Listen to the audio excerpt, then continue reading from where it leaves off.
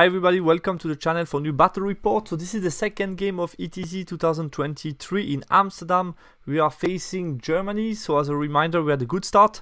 Round 1 capping Portugal. So did Germany. They also capped their first round. So now we are going to play against each other, which is going to be a good first test at this ETC. I was paired against Blackie, who is playing Infernal Dwarves for Germany. You know already my list, and this was my opponent's list.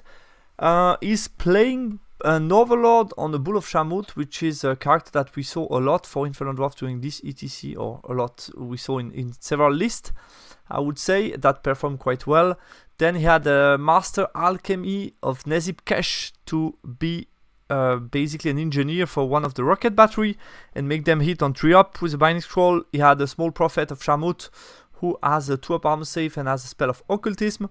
Then he has a VZBSB with Blaze of Protection. It has a great weapon and Kingslayer and Mask of Ages. So basically he has a 1-up. He has 3 attacks, strength 6 that can augment due to Kingslayer. 30 Citadel Guard, 15 Citadel Guard with Pistol and Spear both unit, 1 Flaming Standard.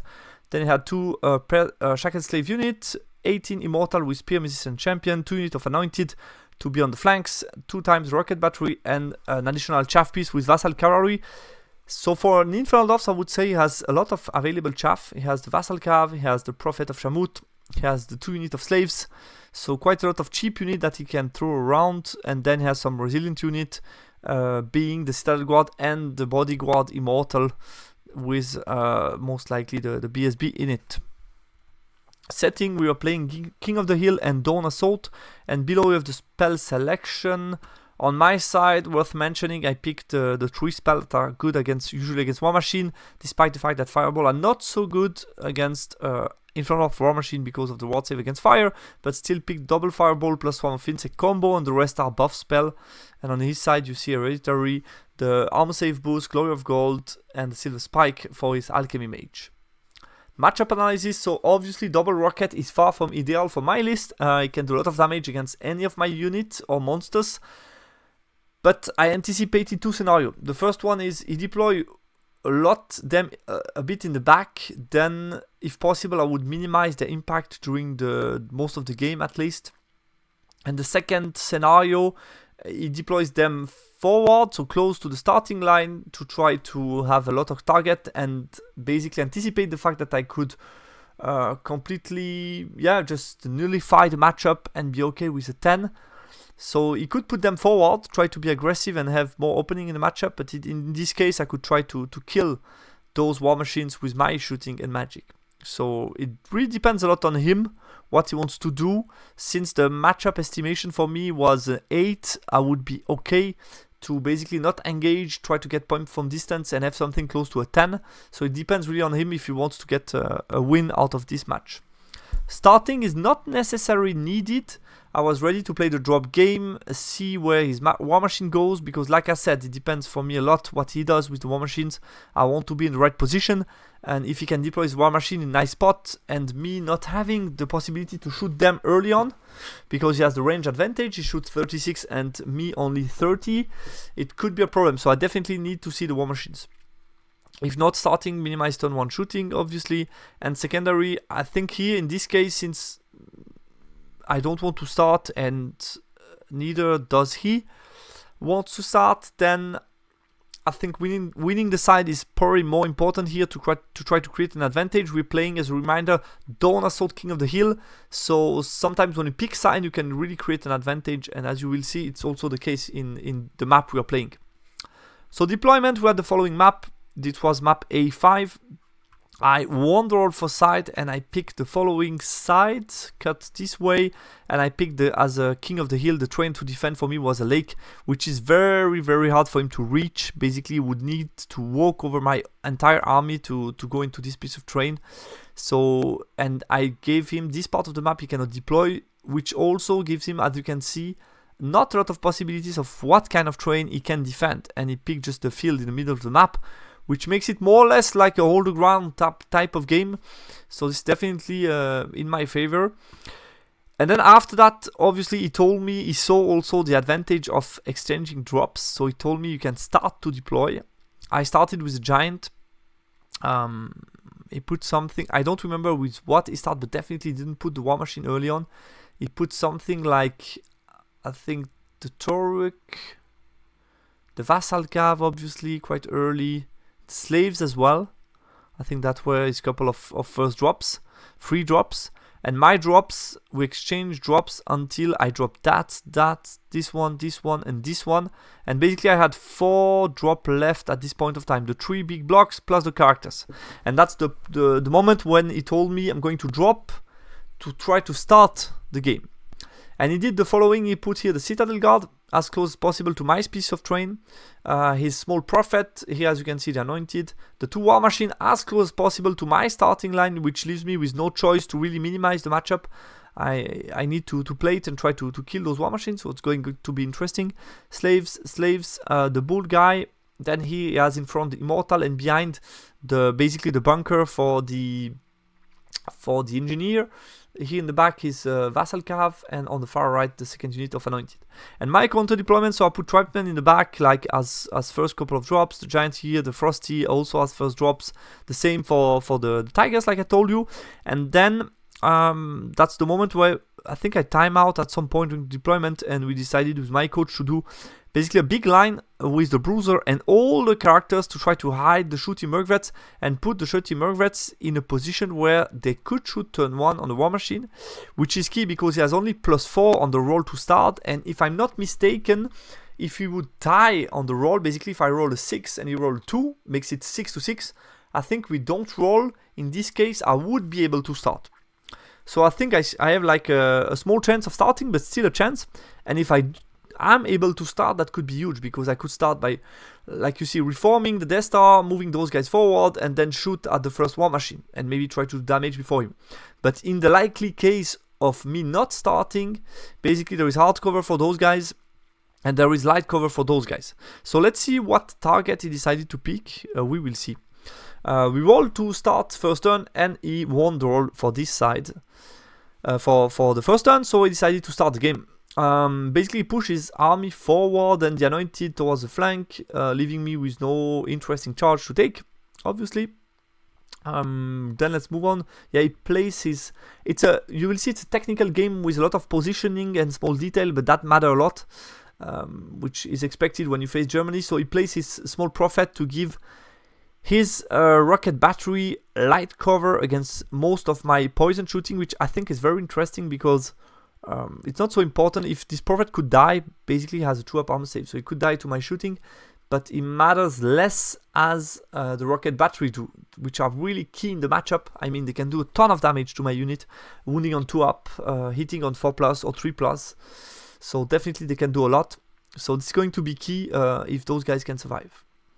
Magic Face. So yeah, by marching he lost already 5 of the slaves, but he passed panic check, no problem. He cast Hereditary on my Death Star, which I let go, and then with shooting he decided, which to my surprise, he still decided to shoot at the shooty Mercvrets. He had very interesting target. I mean, he had those guys light cover, those guys light cover, those guys potentially no cover for both.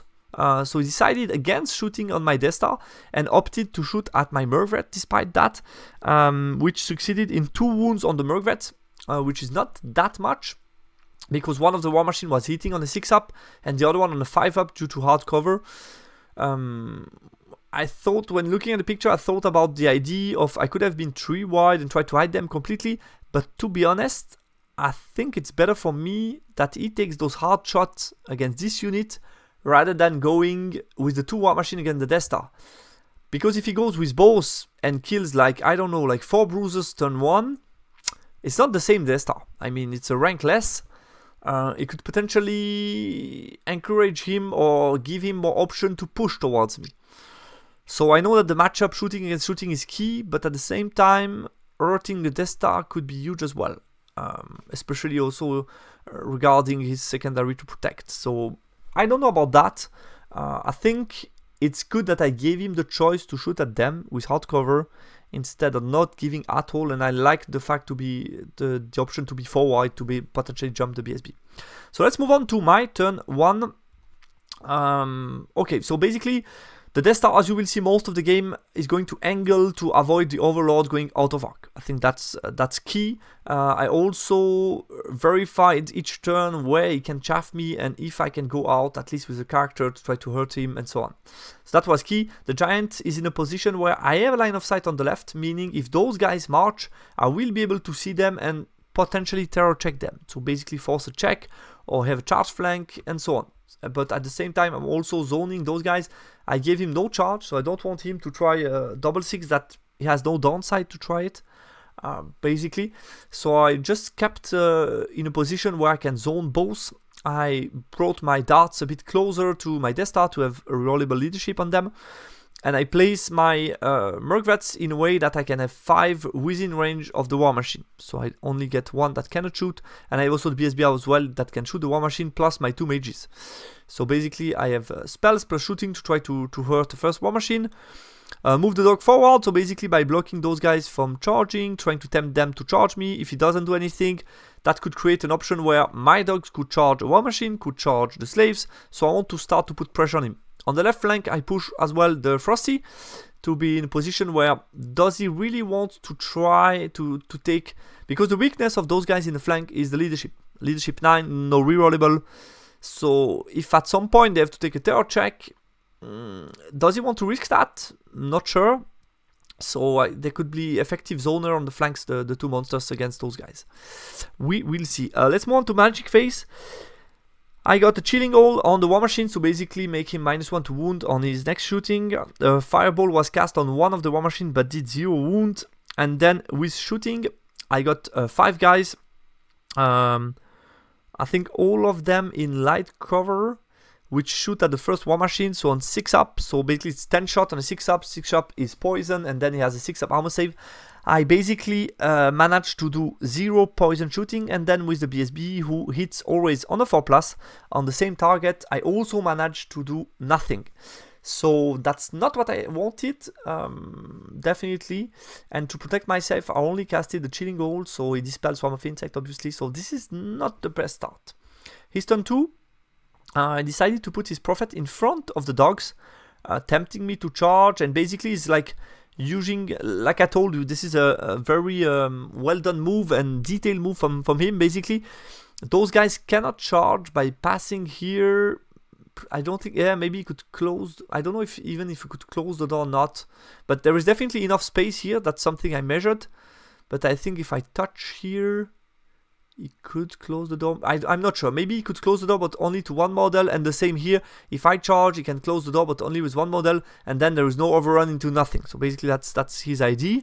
But he wants to block my chaff from potentially charging a War Machine or slaves, which I think is interesting.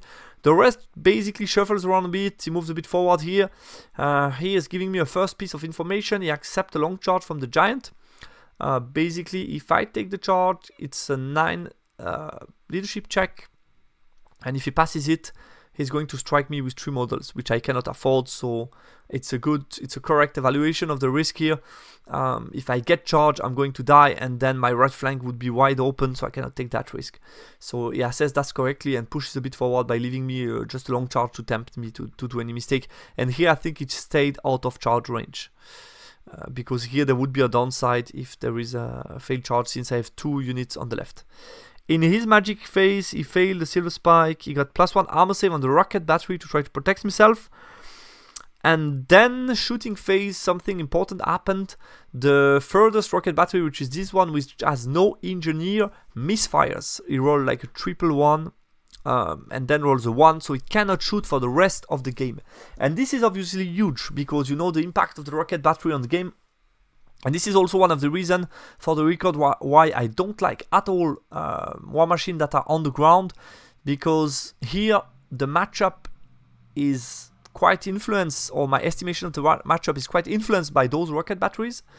And in case they don't work or they just misfire, you're getting unlucky as the ID player. The matchup estimation based on those guys could change just due to dice, which personally I don't like at all. That's why you don't see me playing those War Machine on the ground usually. But Obviously for him, that's unlucky because it's the one without the engineer. The other one with engineer could have rerolled the misfire, so he could have another chance. But here, yeah, just basically that's unlucky for him, and it's obviously a good news for me. And the second one shot at my Merc on a 3+, wounding on a 3+ as well, and he managed to do 2 wounds to me. So that's not too bad.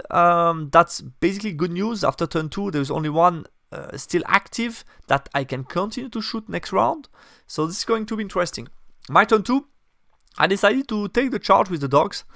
I made some math, and basically with 13 attack on a 4+, yeah, Alchemist Alloy, maybe even 3+.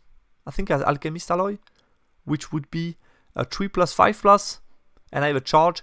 And he has only 2 attacks on a 4+, 3+. So there is a good chance that I'll win like by 1. That we do nothing to each other, and I win by 1, or both of us do 1 wound, which could be a check like on 8 or 7 with no reroll. So I felt it's not too bad. I measured he's out of BSB range, so in case I can break him, I can potentially then pursue, end up somewhere like here, which is a trouble because he cannot recharge with them. With the slaves not sure to win, with the immortal would be too close for the rest. So I felt this could be creating a nice situation, and I didn't want him to move around. Then I prepare my Frosty to have a space in the middle. Depending what happened, I could basically then get him potentially later with the Frosty. Position those guys a bit forward to try to create opening for future charges. Those guys obviously have the task to defend this piece of terrain. I place my BSB. Everybody is within range with no cover onto this war machine, so here I'm expecting a lot. I have like 14 shots, poison obviously has +1 armor save, and I have my magic as well. And here the Death Star keeps zoning a bit all the units here, including most important the Overlord. The Giant continued to move slightly back. I'm happy with the positioning at the moment, and those guys as well. In my magic phase, I get a swarm of insect onto his war machine, so I'm feeling excited because if I get only 1 wound, that's a -1 to hit for the rest of the game, or until he moves, which is huge.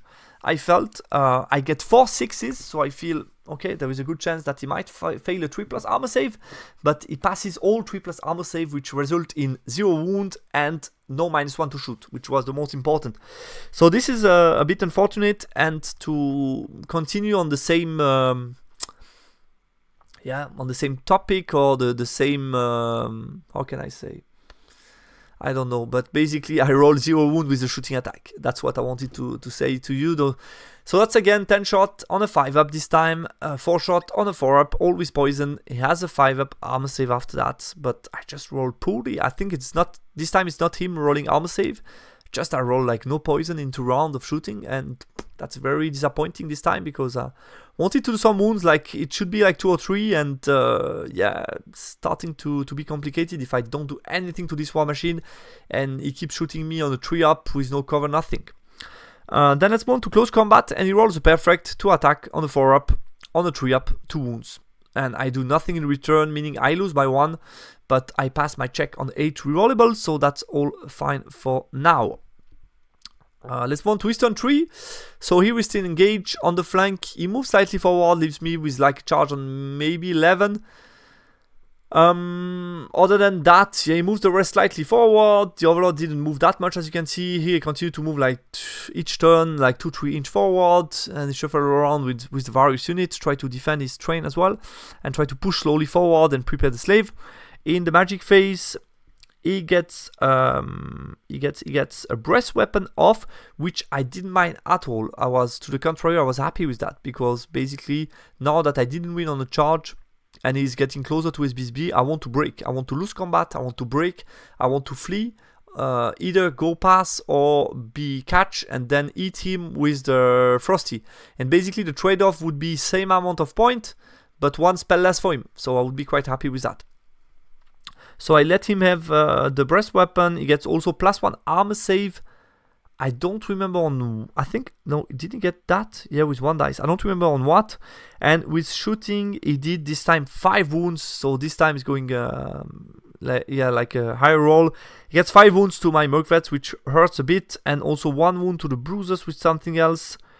And the close combat, he did like 4 wounds to me. I don't take any leadership from anybody, meaning I auto-breaking. I roll a 9, which moves me past through here, but he also rolled a 9 and ended up just in front of me. So I'm going to eat him next round. Charge him, eat him, turn around the Morgue Vets, try to move them around because I want to save their point. Keeping this unit to zone him.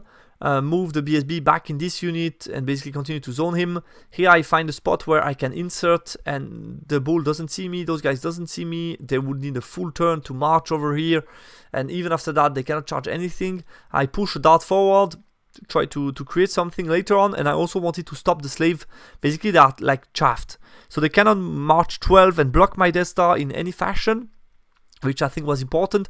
And if he charged me, it could create an opening for another dart charging or the giant charging or anything basically.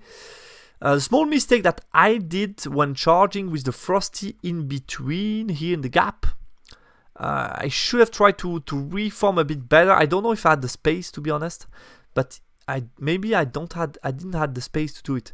But if I had, I should have angled a bit more to the right. I don't remember about that, to be honest. Let's move on to my magic phase turn 3.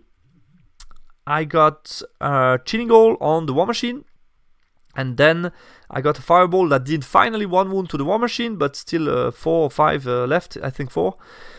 And shooting, I shot with my VSB against this general, did nothing. Those guys move away, so they don't shoot anymore. I lost the range combat, basically. Let's move on to Eastern 4, and now that's at the end of this movement phase, I look at the time, and I realize that basically we are not going to be able to play more than 4 turns. Each turn has been quite long. You will see at the end of my ETC reporting. In the conclusion video, I took most of the time of the turn, so I'm going to do an analyze on that. And in these games, basically, we had similar gaming time, so nobody had much more than the other. It's just a marker here. But basically, nothing significant, but it was just a complicated game with a lot of detail. Need to be aware of every possibility. And it took a bit of time, and both armies are playing in each phase. Magic, shooting, movement, and so on. So basically, we realized we were only able to get to turn 4. It was unfortunately at the end of his movement phase, meaning I let him redo his movement, and everything was marked, so he was able to backtrack and make the position he wanted to as a final turn. So he's going to move that way, the Immortal forward, the Slave behind, those slaves blocking all of that to avoid the charge into them, those guys moving back, those guys, yeah, just for the fact, move forward, the Overlord chaffing the Giant, and that's basically it. In the Magic phase, I Binding Scroll Silver Spike, got Hereditary on the Merc Vets, +1 armor save. Yeah, basically the idea was Hereditary on them, and then to put Flaming with Glory of Gold, but I'm going to dispel that, and you get +1 armor save onto, I think, the War Machine. And with shooting is going to do exactly 5 wounds to them, which gives him half point. Could have tried to protect that a bit better, but no big regret. And let's move on to my turn. So I'm able to get the charge here of my Death Star into his big block. It was like a mid-charge, like a 6, I guess, with 6 on Swift. And here I send those 2 units into these guys to basically get the points here. And I didn't send the Giant. I felt... could have tried, potentially. I was going to be steadfast no matter what. He was going to go before me. I just felt could be risking point for nothing. He's supernal, so he would have a check even if I do 1 wound or 2. He has the Luga dice. I'm hitting on 5, so I think there is a very little chance that I win this combat. So there was no sense into doing that. So basically it was only these 3 charges. In the Magic phase, I get Hereditary and +1 Resilience. So basically those guys are like res 6, so he's going to be only hitting me or wounding me on 6 up. And then close combat. I try to put as much, so I make way with the Great Khan into this position to be able to attack the BSB and also limit the attack of his BSB only to my Great Khan. I didn't challenge him and he didn't do it. I think he should have challenged because his chance of surviving with the BSB are higher if he don't get additional attack from a bruiser from behind. And since he has a ward save against special attack, the D3 +1 and +1 stomp that he save on 3 up, 5 up are not too risky in comparison to strength 6 attack. I don't know. but he could have potentially challenged. I don't know.